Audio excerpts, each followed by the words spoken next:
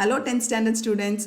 Public exam பக்கத்தில் வர வர உங்களோட தேவைகளும் அதிகமாகிட்டே இருக்குது அப்படின்னு நம்ம ஹண்ட்ரட் லேர்னிங்கில் எல்லாத்துக்கும் தெரியும். ஸோ அதனால தான் உங்களுக்கு இன்றைக்கி நான் மேக்ஸோட ஃபார்முலா ஷீட்டோட வந்திருக்கேன்.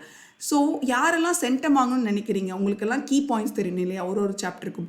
அதே நேரத்தில் எனக்கு நான் சம்ஸ் எல்லாம் சால்வ் பண்ணிடுவேன். பட் எனக்கு அந்த ஃபார்முலா என்ன யூஸ் பண்ணி அந்த சம்மை சால்வ் பண்ணணும்னு சில சமயம் எனக்கு தெரிய மாட்டேங்குது. அதுக்கு நான் ஃபார்முலாஸ் எல்லாம் கொஞ்சம் தரவு பண்ணும் அப்படின்னு நினைக்கிறீங்களா? உங்கள் எல்லாத்துக்காகவும் தான் இந்த ஃபார்முலா ஷீட்.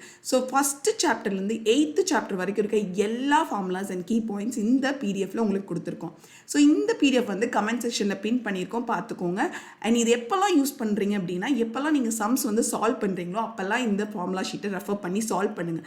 அப்படி சால்வ் பண்ண உங்களால் ஈஸியாக ஃபார்முலாஸை மெமரைஸ் பண்ண முடியும்.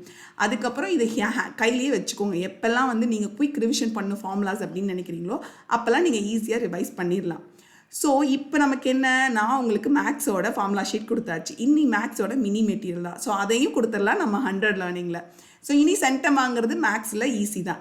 தட்டுறோம், தூக்குறோம், மேக்ஸில் சென்டம் வாங்குகிறோம்.